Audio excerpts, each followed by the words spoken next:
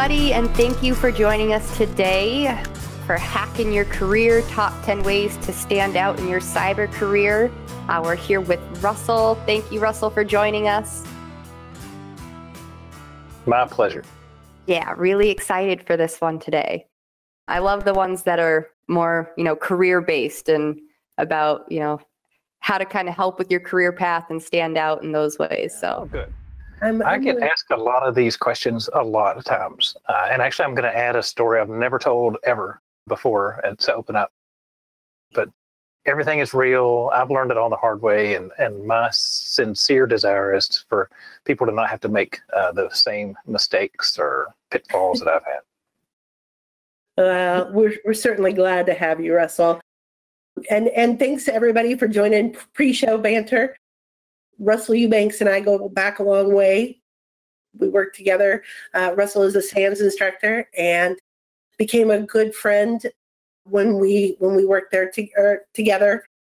He was, I think, a paid. We always like to say a volunteer who paid his way to volunteer, and also did some community type events and then became a certified instructor. And so we're really, really, really happy to have him here. It's always a pleasure. And I have to be honest, Russell is probably one of the nicest men I know.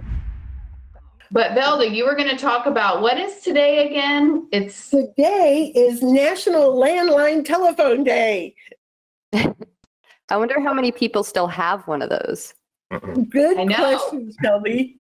How many people here have used one of those? Definitely used. Yeah. Yes. Yeah. Well, I have a little story I'd like to share.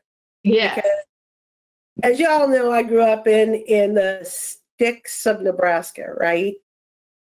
My parents were farmers, and I went to a one-room country schoolhouse until I was in the 5th grade. We had, not only did we have a landline phone, we had a party line. Ooh. How many people know what a party line is? Yeah, I know what it is. I don't know if people are going to know what that is. Well, let me tell you. It's like early Zoom on a landline. True. Yeah. Without the video. In my neighborhood, it was 6 families. Think about this. 6 families with 2 to 10 kids each having one line for all of those people. So think about living in one house with one telephone, with one cell phone, right? And 40 people get to share it, right? So it was always interesting because you always knew what was going on in the neighborhood because you could pick up the phone and listen in. My father's family built this school, right? So this one-room country schoolhouse. So surrounding the country schoolhouse was all this farmland, right? And it was really good bottom farmland, right? So it produced a lot of corn or milo or whatever they produced on it. My dad's uncle, so my great uncle, farmed this land, right? And so his name was Theodore, but everybody called him Tater. So he was Uncle Tater to us. So Tater. Remember, we've got 6 families on this party line, right? So one day, it was fall one day, and Uncle Tater was out combining, right? So harvesting the crop. Right. Combine caught on fire. My mom saw it, but the neighbor saw it. He got to his house first on the party line to call the fire department. Just as he was talking to the fire department, my mom picked up the phone to also call the fire department, and she heard the neighbor say, "Come quick, Tater's bottom is on fire." Oh, too much. So he immediately hung up. I mean, that's all he said was, so my mom had to call it up. But I love that story just because my mom happened to pick up at the same time that he was dialing, and the volunteer fire department got there. The combine was up in flames and it was all over. So did he get any fun nicknames like Fried Tater or Smoked Tater? Baked Tater. Oh man. Baked Tater. No, he didn't get any nicknames, but I will tell you a cool story about him. He was 105 years old when he passed away, which would have been in like 2000 or 2001. He drove right up to the day he died. But what was really cool about him was he was in World War I. Wow. So a lot of cool history. A lot of cool history that comes from good genes. I did want to bring up one other thing. As many of you know, we do a lot of charity. When we do our live training, 10% of all of our revenue, we donate out to a charity of the trainer's choice. So it's just really important to John and Erica to do that. I just want to make sure, I want to kind of spotlight a charitable organization that's kind of near and dear to my heart. It's the Center for Cyber Safety and Education. Megan and I formerly worked for another organization who kind of supports this, but I love what they do, because they not only do great things across the country, across the world, right? And they provide, they're looking for people to volunteer as cybersecurity professionals. So while the money aspect is really important, it's also really important that we share our time. And I don't know, I just think this Center for Cyber Safety and Education is a great organization. But if you guys have a chance, go over and see how you can support your local community with their help. Again, financial needs are always important, but it's also good that we share our knowledge and our time, with those in our local community as well. So wanted to get that out of the way. All right, I'm done talking because I've talked myself to death here. Sorry, guys. Awesome.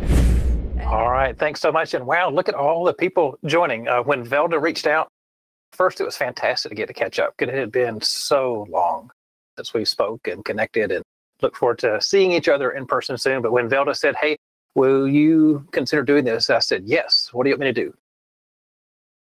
So glad it worked out.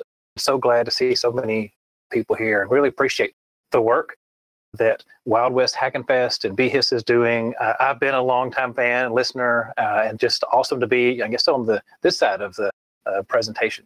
So I'd like to spend some time talking about something that's near and dear to me. And this one's an experiment. I've never given this presentation before. You may have heard me talk about some of these things if you've heard me talk about things before, but I want to try something. A presentation with just pictures, no words, except for, well, the first and the last one where there's words. And my idea is, how can we turn our hacking mindset into hacking our career, and some lessons learned, some things that I've had to learn the hard way that I hope that you don't have to learn, well, the hard way. So I'm going to do that by telling you a story. I've never shared this story. I told when we got online and did our tech check, I've never shared this story before, or never in this detail. So here's the thing. I'm just like you. Well, maybe when I worked in a place that used equipment like this, it's a steel press, a 300-ton steel press. Maybe I was dirtier and grungier and just stinkier. But my job back in 1996 was working in a factory using a piece of equipment that looks a whole lot like that. Now, of course, back then they didn't have a camera to actually say the one, but when I asked the internet, show me what that looks like. As I look at the picture now, it's like, oh, I remember how awful and not safe sometimes. A blue-collar factory job, and I was a college dropout. I went to college, didn't quite work out. That effort thing got in my way. I was working 4:30 p.m. till 3 a.m., sometimes 6 days a week. It was good money for the place I was working in, Southeast rural Tennessee.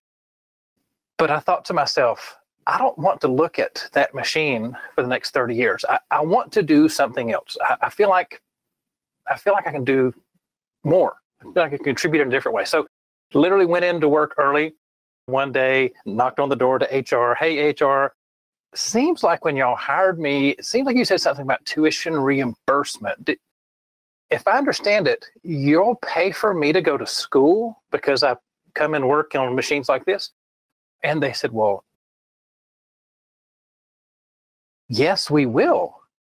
But you go pay the fees, bring us the receipts, and we've never had anybody from the plant I worked at, to ask this. We'll figure out all this stuff while you go and do that. But yes, if you will go to school and give us your receipt, then we'll pay for your school. That's exactly how I got my start in technology and ultimately in cybersecurity. So, I think very often about what that looked like, what my life used to look like when that happened. And then most recently was privileged to actually work in that building.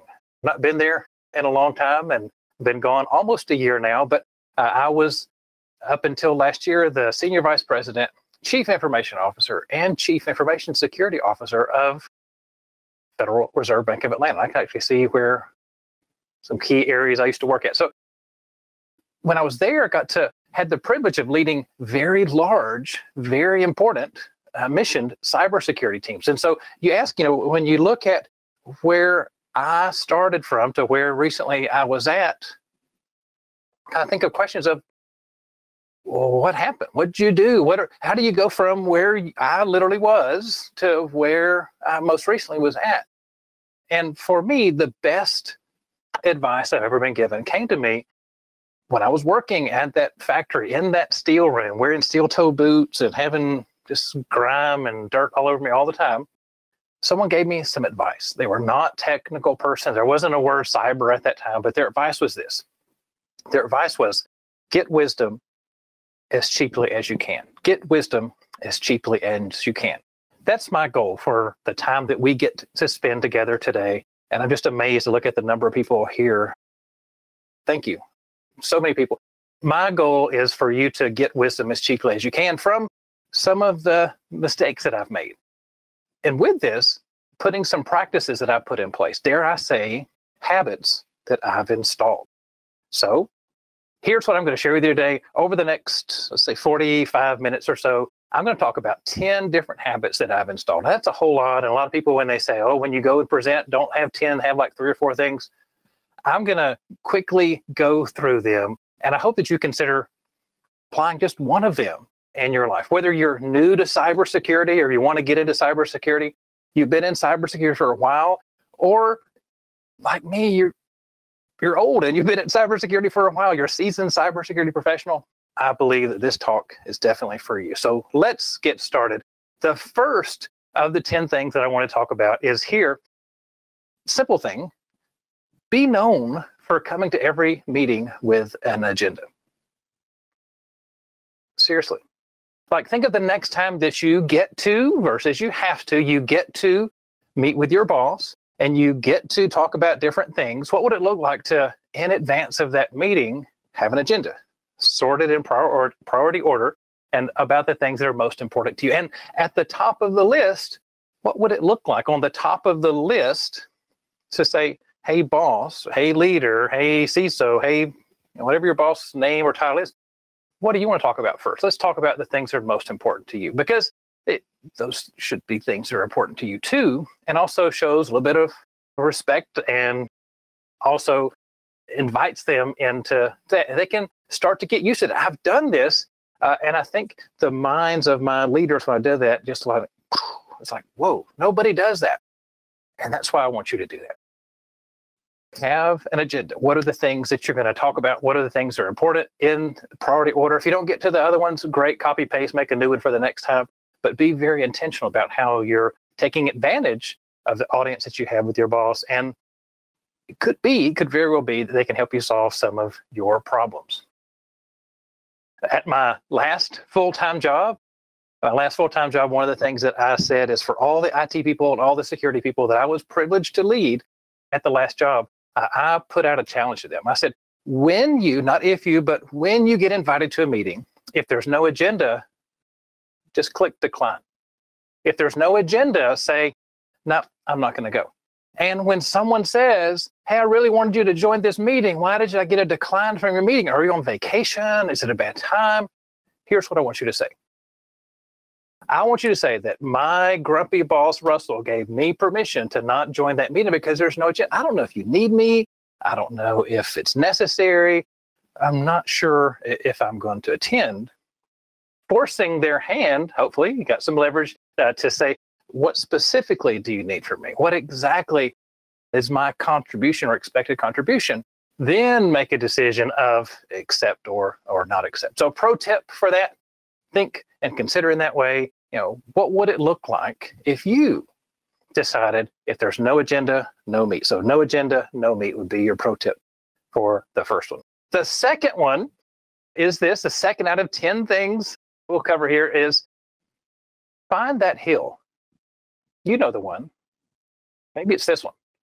For me, it was the topic of visibility. I literally went on the record. I literally talked with my boss, my team, my leaders, several companies, saying the thing that's most important to me, the hill, the metaphorical hill that I'm willing to die on is a lack of visibility.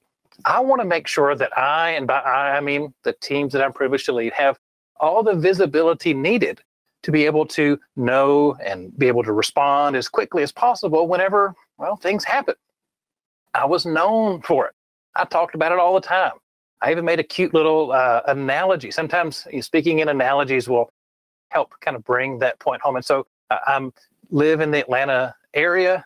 Before, this last year, I used to get on a Delta airplane all the time and go a whole lot of places.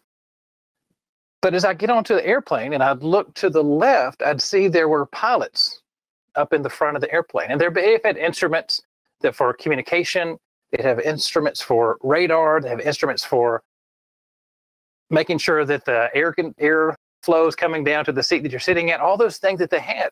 And never once did I question, hey, you've got too much information, you've got too much visibility. Instead, I'm glad they had all the things that they had, the sensors and the things necessary to take me from Atlanta to wherever I get to go next, whenever that day does come back again.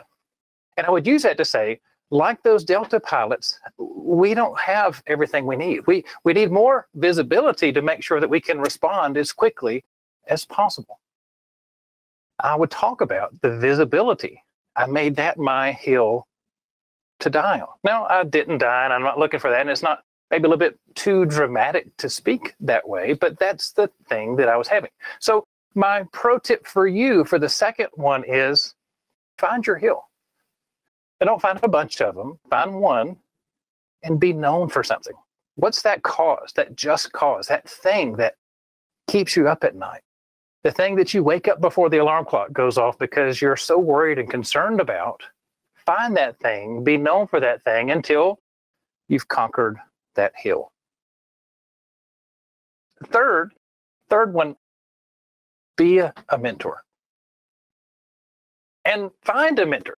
Sometimes when you're in a mentoring relationship, you might just literally be one step ahead of the person that you're working with.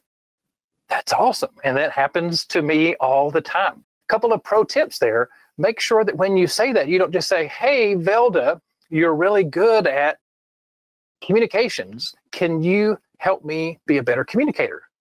That's very specific and that's very good. If I go to Velda and say, Velda, will you be my mentor?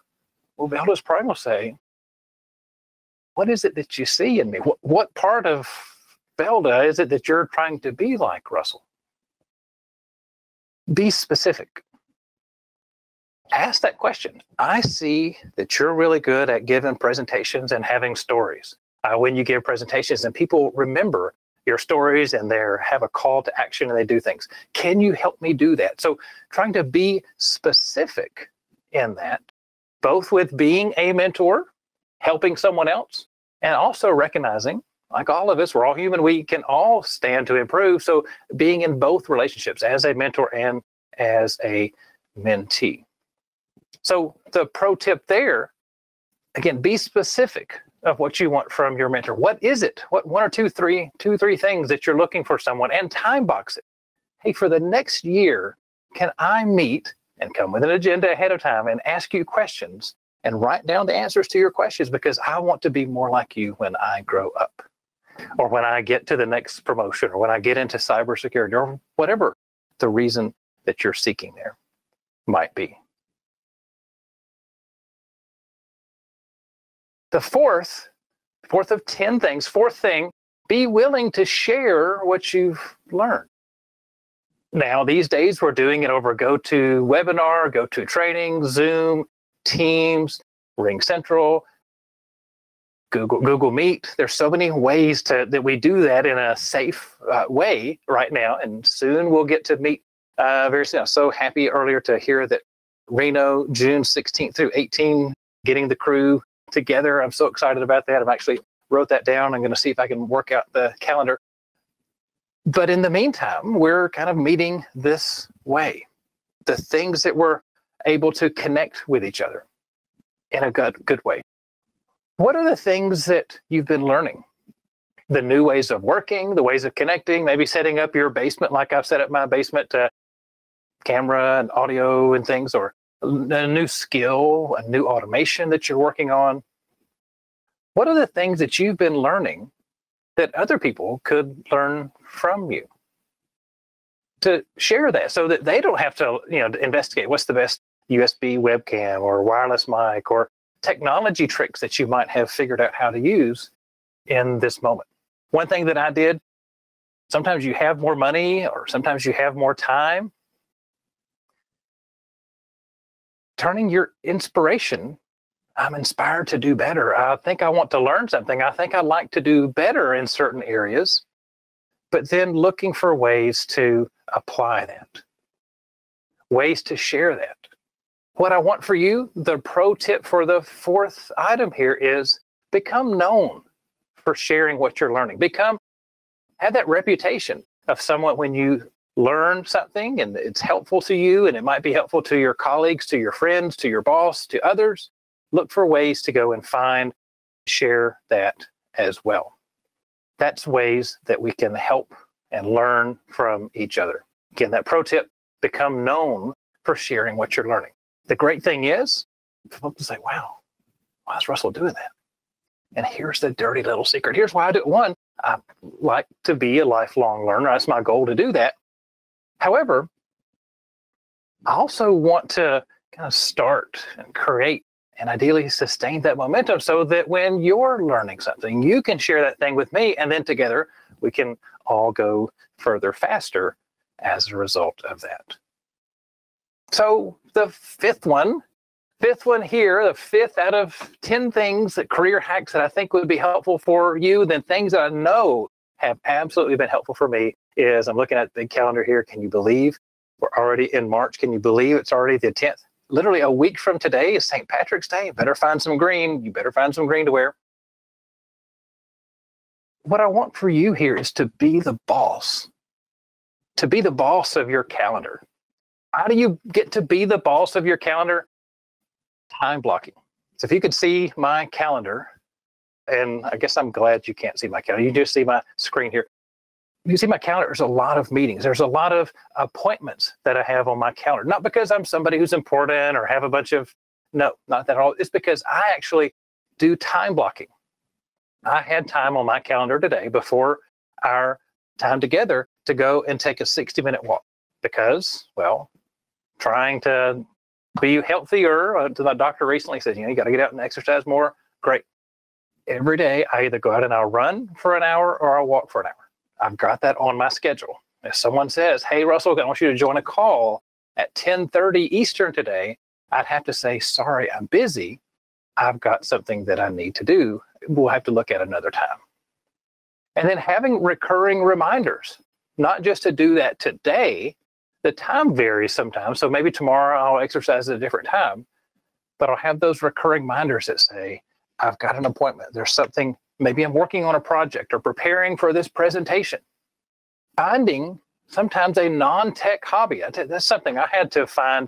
Very interested in cyber and privileged to be involved in a bunch of cool organizations doing cyber for the last 22 years. Awesome, wouldn't change a thing. But what I found is I was spending so much time doing cyber things or work things or projects or being stressed out about projects and work that I was neglecting things that were most important, such as my health and hanging out and being present with my family. Actually used I had a goal 4 years ago to find a non-tech hobby. It didn't really matter what it was. Turns out it ended up being running. So I run 3 times a week. And actually, John gave me some advice way back then, 4 years ago, saying some advice that every time I put on my running shoes, and I've got an old pair of running shoes on now, I always think of that advice that John gave me. Ways that I can make sure that the run is safe, I get the most out of it, and get the most benefit from it. So what's a pro tip? Here's a pro tip. Do a calendar audit. Literally go do an audit. Now, you don't have to be an auditor, but do an audit of your calendar. Where are you spending your time? What topics are there? Is it back-to-back meetings? I tell you, I've been there, and my calendar at the last job, sometimes it'd have, at a certain time block, there have 4 different meetings, places where someone wanted me to be or go or connect or talk or listen. Crazy. Do a calendar audit. Is there a meeting that you can stop going to? Some committee that you've been on that seems like they're not really getting anywhere? And I don't know what your calendar is. I'm just talking about how mine used to be. Maybe, just maybe, as you do that calendar audit, maybe as you look at that meeting where you just kind of zone out and you try to multitask, it's like, oh, I hope it ends early because it's an awful, terrible meeting. What would it look like if you said, hey, person who invited me to this meeting, what do I really need to be there? I've noticed that in the last several meetings, there's not been an agenda. We kind of talk and gripe and moan about the same things. Is it possible if I stop going to the meeting? Now, I'll commit to read the meeting minutes. I'll look through there, and if you need something from me, I'll respond within 24 hours if there's something I can help you with. But otherwise, I'm not going to go to that meeting anymore. Why do I want you to do that? Why do I want you to consider doing that? Well, it's simple. I want you to have time to find your non-tech hobbies, to stay connected with your friends, family, loved ones, pets, neighbors, Amazon delivery person, delivery of all kinds of things person, so that you can, again, get the most out of the time that you have. Next, the 6th, and we're right at halfway done with the things that I wanted to share. Here, this one, the 6th one is be willing, whether you have to do it, whether your boss makes you do it or not, you make yourself develop an individual development plan. So make an IDP. This thing that says not my goals, not my objectives, not what my boss expects me to do in the next year, and evaluate me like in around October. So it's interesting how that happens sometimes. You get your goals, say in 1st of March, and maybe you get evaluated at the end of October, so it's not quite a year. But incremental to that, what's that thing that you want to be better at? Presenting, communicating, scripting, PowerShell, automation, forensics, so many things, such a diverse set of career opportunities, if not privileges, that we have. How can we hold ourselves accountable more than just the minimum requirement, over and above the things that you have to do? If you get stuck, here's one for you. If you can't decide, automation or forensics or blue team or red team or purple team or all kinds of functions that you want to learn more about, here's one. And it's not cyber, and it's certainly not technical. Here's what it is. What would it look like to learn about your business? Like the company that hired you that does things that are probably not cyber, may not even be IT, but understanding better what your organization is trying to achieve. What I've found is the more I know about the company I'm privileged to work for, the more likely I can tailor, ask better questions, understand, and do cybersecurity things to help that company's mission, vision, values, etc., to be much more successful. What's a pro tip that you can have here? I hope you do this one. Will you do this one? Here's the pro tip. Go to your boss at your next meeting with your agenda in hand at your meeting and say, hey, boss, leader, would you give me the objectives that you have for this year? What does your boss expect out of you? I want to understand those, and I want to hopefully help you achieve those. Why do I want you to do that? It's going to help you look good. It's going to help them look good. And you also have that extra understanding of what is their boss given to them. Now, you might recognize some things. It might be that they've copied and pasted most, all of those and put them on yours, and cool. If that's the case, then it's very clear your boss is handing off all the responsibilities. But you might just learn some things that their boss is holding them accountable to that could be helpful to you as well. So again, look for ways to know that, both holding yourself to a higher standard. What do you want to learn? What do you want to be before the year's over? I want to have these experiences or get this education or get this exposure opportunity to watch someone learn about the things they're doing. And again, find out what's important to your boss.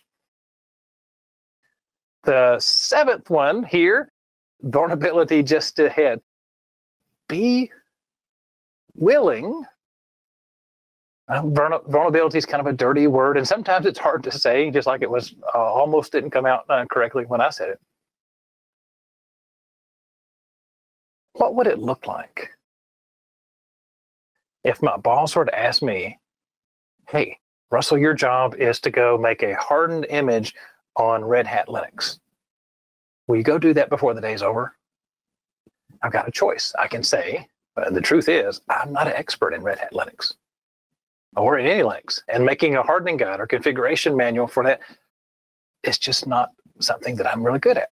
What would it look like for me in that totally made up scenario to say, hey, boss, I'm willing to learn. I need to figure this out.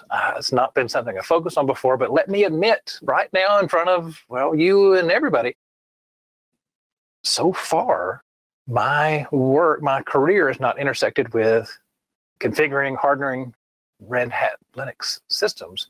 I can learn it. I can go watch videos. I can get a book. I can take a class. I can phone a friend. I can do all kinds of things. But I don't have that just yet. What would it look like to be just a little bit? You got to test it out. You get with certain people, certain relationships, maybe easier to do that than with others. But what would it look like to admit and say, hey, I'm interested in learning things. I've just not learned that yet. I'm going to have to go and figure that one out. So what's the pro tip for vulnerability just ahead? The reminder, no matter how long you've been in cybersecurity, not that long ago, you were, and I was, and we all were the FNG. And you know what FNG stands for, right? You know that it stands for, it's an acronym. It stands for fine new gal, and it stands for fine new guy. New person on the team who didn't know and wasn't aware and was willing to learn and be that student. Not that long ago, I, you, and we were the FNG, and I didn't even notice that was going to rhyme, but there it is, just came out rhyming. Not that long ago, we were that. What are some places where we need to be that or be comfortable in that in the moment? Is should we get the request like the request that I totally made up for this example. Number eight, cute little kid here. I think that's a nice little visualization there. Here, the idea, the trick that can help make you have a successful cybersecurity career, and one that's helped me to have a successful cybersecurity career, is to be curious. Be curious. Be known as the why child.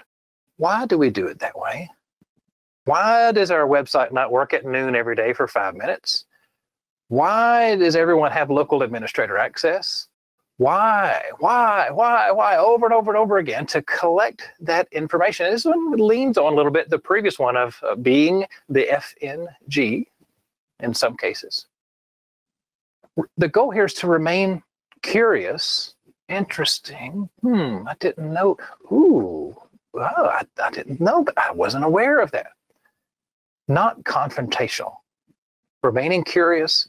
What I found is that sometimes just making a statement, a certain phrase that you might make over and over and over again can help you be in that position of learning, recognizing you don't know everything, I don't know everything, but together maybe we can stitch something together and respond to whatever incidents that may arise. Back at my last job, I was the new guy, FNG. I was FNG at. That was me. So many questions. I knew how my previous company worked, but I didn't know how the current company worked because I was the FNG. And so I thought, how can I ask a question in such a way that doesn't say, well, that's a dumb thing to do, or why would you do that? Or I think you never say this, never say, well, at my last job, here's how we did whatever we did. Well, that's great, but not at the last job anymore. I made a statement, and that statement was this. You ready? So here's the statement. I would start my questions with these 3 words. Help me understand. Help me understand. Help me understand why, and then help me understand when. Help me understand why a certain thing is the way that it is. It served me well for a couple of years. I would say that, and then finally, to someone's credit on my team, this individual came up to me and says, "Hey, I know, Russ, when you say that help me understand thing, it's going to be a tough question, or you're really saying, what in the world are you all thinking? What's going on? You mean it from a place of humility, and that certainly is my intent, but you're kind of questioning, maybe something is not quite right." So my pro tip for you for this one is find a statement. Use that statement. Make one better than that. Mine, of course, was help me understand, but find this way to remain curious without being confrontational. You want to talk about the issue, not the person that hardened that Red Hat server.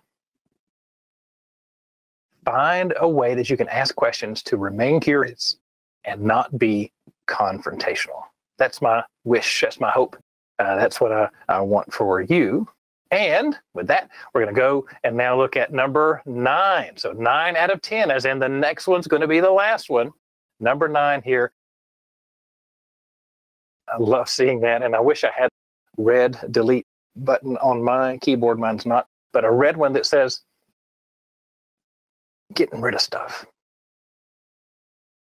Sometimes some of us are hoarders. Sometimes we just keep stuff that shouldn't be kept around. Here's one for you. Be willing to actually delete a security policy. Can you do that? Whoa, won't they kick you out of being a nerd and a geek and a cyber person if you do that? Here's what I know. At every company I've worked at, in my 22 years, different industries, different places, and not even thinking about one in particular, but just at all of them, there were too many policies. There were too many.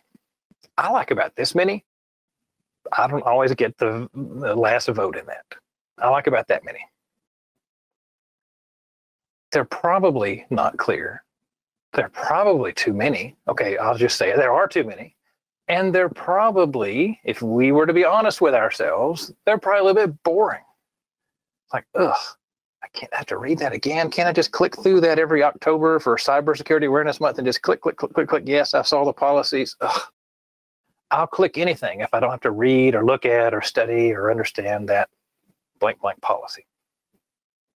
Here's something that you might try.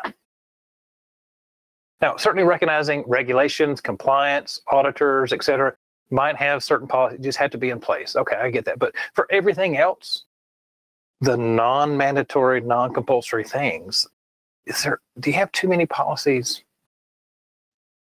Probably you do. Here's what I like to do. For me, for lunch, this whole pandemic, I've had the same thing for lunch almost every single day. Of course, I've had the same view in my basement every single day as well because I've not been traveling, been here. But for lunch, I'll go upstairs to the refrigerator, and I've got friend of mine introduced me to this Ninja blender. It's a cool name, and man, I think it could just tear up and pulverize almost anything I could put in there. But I've got this Ninja blender, and for every lunch this whole pandemic, I've been having a smoothie.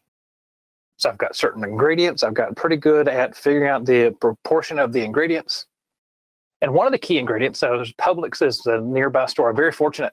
Where we live in Metro Atlanta, there's like everything is everywhere. Usually like within 5 miles in any direction, you can find what you're looking for.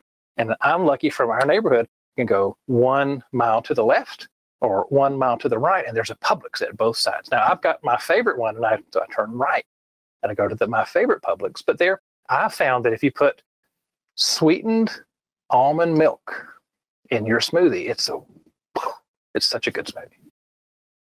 Totally recommend that. Didn't know that existed until my daughter introduced me to Publix sweetened almond milk. I always have several tubs of it in the refrigerator because I've been eating smoothies almost every single day of the pandemic. As I reach into the refrigerator and I pull back that carton of Publix sweetened almond milk, what do I look at? What thing do I look at before I put that in as one of my primary ingredients? What is it that I'm looking for? Yeah, I'm looking for the expiration date. If the date on my Apple Watch is greater than the date on my Publix sweetened almond milk, I'm going to pour it down the drain, rinse it out, and recycle the container and go get another one because I don't want to get sick if I have expired milk in my smoothie. Why do I say that? Well, one, I love smoothies for lunch. But the most important reason is, what if you thought about your policies the same way? What if you actually put an expiration date on your security policies that would force you to, as you look at it, maybe every October, every January, every sometime on an annual basis, policies still boring. There's still too many of them. They're still not very clear. As a reminder to, as much as you can, and you might have to work with HR people and legal people and privacy people and other colleagues in your company to make it not as boring, much more clear, and ideally not have so many of them. Pro tip for this one, I'm telling you, if you do this, if you think of the smoothies and you think of the ways I've been trying to communicate this one for the ninth, next to the last one, it'll make you a hero by just asking those questions. How can we get a better result with less reams of paper for our policies, protect the company, protect our employees, protect our customers, but do so in a way that's not so policy? Okay, are you ready? 10th, and the final thing that I wanted to share. It's been absolute delight to get to spend this time. Mine is blown to look at the number of people still here hanging out, typing in the Discord and sharing this almost hour with us. So the last one here, I guess there are some words, although I didn't type it, it was a picture, but I guess I could have fixed that. So be intentional about your plan. These things I've shared are lessons that I've had to learn the hard way. Again, that best advice I've ever been given, get wisdom as cheaply as you can. Get wisdom as cheaply as you can. Be intentional about your plan. Revisit it every quarter. Document what you've been learning. Share it with your boss or bosses. Everybody's got a boss's boss. So think about sharing with them. Why do I want you to do that? As you start to learn things and you start and create that momentum in your life, on your calendar, in your meetings, in your policies, and all the places that we've talked about the last 36 minutes. Document that. Maybe put it in a notepad or an Evernote. I use Evernote a lot. Typing things in there. So that when the end of the year review comes, it'll be a breeze. I will copy, paste. Hey, I did this. I learned that. I got this class. I got that certification. I got exposed to this new way of thinking or learned more about the business, whatever it was. All because you decided to hopefully take one, just one. I've told you 10 things. I want you to do just one. Just pick one and do it over and over and over and over again.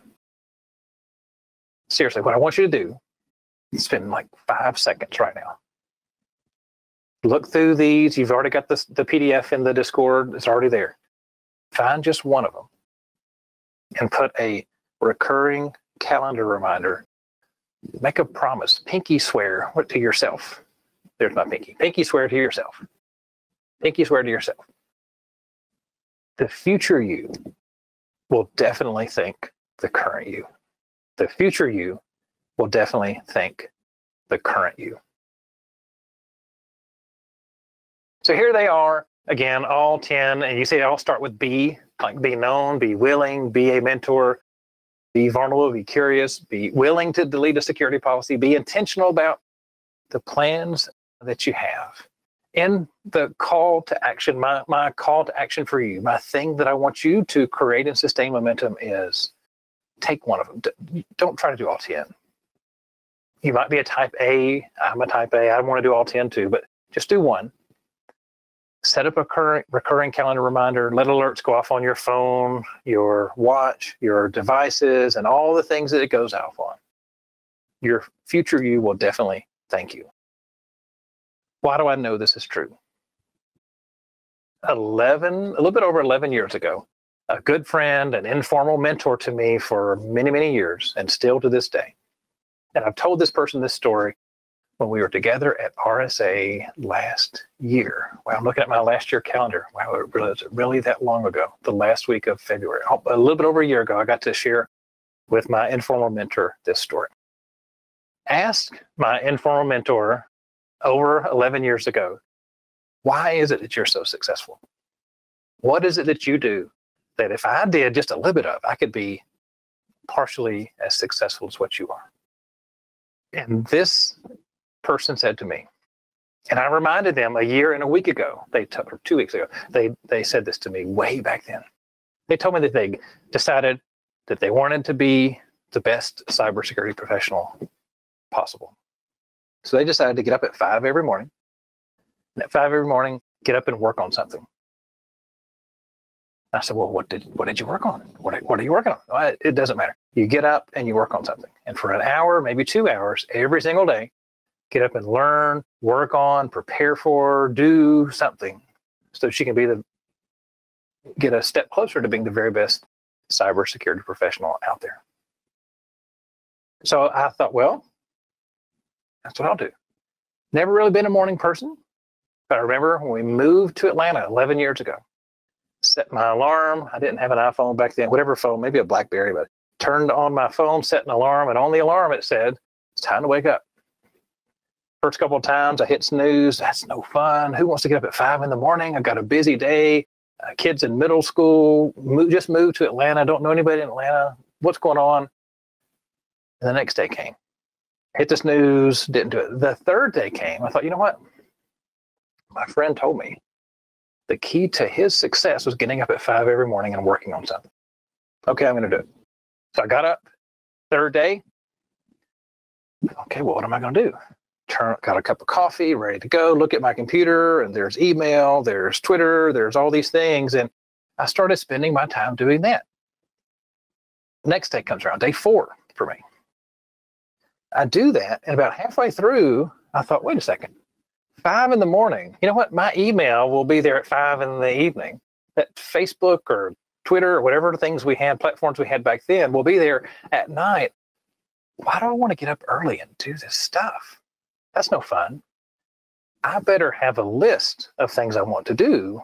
Otherwise, this is not very fun. So on day 5, the 5th day of the first week, 11 plus years ago, I started to say, what are the things that I want to learn? Maybe I want to learn scripting, or maybe I want to learn PowerShell, or how to give a better presentation, or whatever it is I'm learning. And I started making a list. And to this day, I've still not got to the end of that list. I'm still not hitting my snooze button. I'm still getting up early and working on something. It's been true for me for the last 11 years. And I want the very same thing for each and every. I can't believe there's so many of you still here in this. I want the very same thing for you. So last thing I've got is how to get a hold of me, places to find me. No, it has been an absolute pleasure for me to get to share with you from the heart stories I've never shared before, never given this presentation before, made it just for you, just for this moment, to help you to get wisdom as cheaply as you can and help you to be the most successful cybersecurity professional possible. And that, my friends, is all I've got to say about that. Russell, thank you so much for being with us today. I've seen so many great comments in the Discord server about your presentation style. Someone said it's the first time they've ever heard you and they're just amazed. So kudos and thank you again. I also loved a comment from Tess who said no one should care as much about your career as you do, right? So true. It's your life. And that's so true. And I thought that was just a great comment to share for those of you who didn't get to see it. Oh, and I know Tess. Tess and I go back 3-4 years ago. So that means a whole lot. And that I know exactly who that is means even more. So Tess, thank you. We do have some questions, not only in Discord, but in the GoToWebinar as well. So if you don't mind, Russ, real quick, tossing a few questions out there. Sure. So the first one is from Mark, and he's asking, isn't there a downside to always being the question person? How does one not eventually become the annoying person? Yeah, it's an art versus a science. I mentioned earlier to do the 5 whys. You can look that up, the Japanese 5 whys. If you type that in, it'll tell you. But try one. Try asking one question. What was the response? Is your boss, is your colleague annoyed? And then try 2. And to find that sweet spot of how to not be annoying, but be curious enough and show interest enough to want to be better. Awesome. All right. And then Whitney is asking, what is the best way to have a conversation around burnout and or having too much on your plate?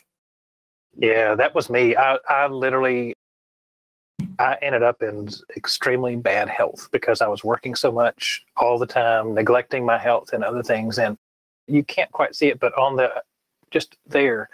good friends of mine 4 years ago said, hey, Russell, come run a half marathon with us. And I said, well, I like hanging out with you. And it's mutual friends of Velda and mine. And they said, okay, come do that. And it'd be fun. I'm like, I like hanging out with you, but I'm not running. I said, but you know what? Let me sleep on it. Let me think if I can find some excuse to bow out. And I slept on it and came back to them the next day. And I said, you know what? I can't think of a reason not to. So started walking. And for months and months, I would walk. And then finally, I would start to run a little bit. And then like a little bit, like a few steps, a little bit. And then over time, every day I would go out and do something. I would move. And I'll never, ever, ever forget crossing the finish line at Disney for the Disney Star Wars Dark Side Half Marathon 4 years ago. And since then, got plenty of races and plenty of places I've run. But having a non-tech something to do was so critical for me. But it all started with a friend of mine said, why don't you come and join us? We like you. We want you to go run with us. But I desperately needed something besides a screen. And it could have been anything, but I was so glad that I found that. And matter of fact, just last Sunday, I ran my 3rd marathon, all because I said yes to my friends. Awesome. That's amazing. Congrats. Cool. Yeah. And Bronwyn said that they've implemented what they call self-care Sundays.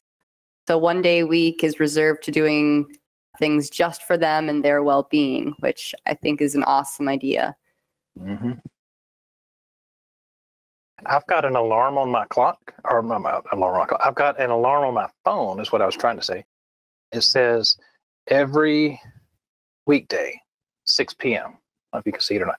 Every weekday, 6 p.m., alarm goes off. I want to be the world's best husband and father every weekday. So at 6 o'clock, I've got this reminder that says, I've got screens and those things, but I need to stop and be present. And I think that it really goes a practical way to implement that self-care Sunday. It's been very helpful for me. That's a great idea, Russell. I totally stole it from somebody, but it's working well for me. I think it's a phenomenal idea. And it's, I know I tend to set up my desk and have lunch or,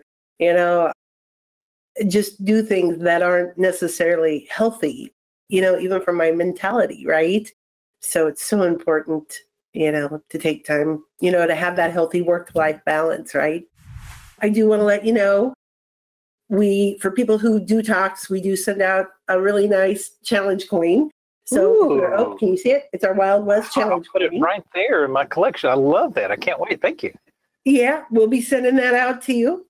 We like to give them to people who join us and do these kind of talks. So we'll be sending out, for those of you who are wondering, you can also earn them just by helping, right? Whether you become a nerd herder in our Discord channel and help people by posting links and those kinds of things.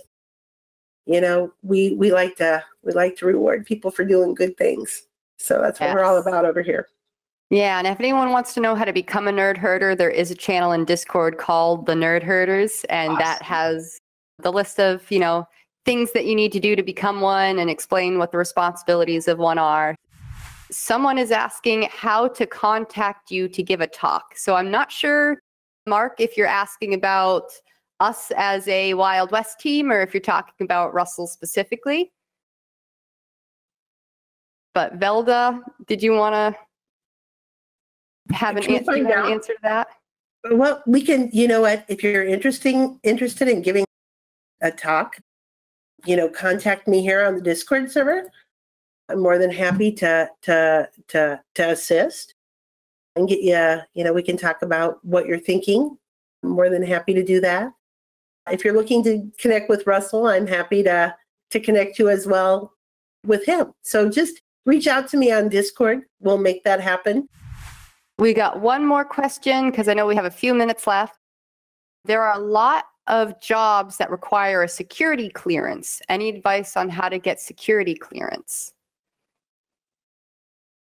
I can say my experience with that. My understanding is it's the job and the agency or the employer that requires that, and they'd be the ones to have that process be adjudicated or kind of go through the vetting process.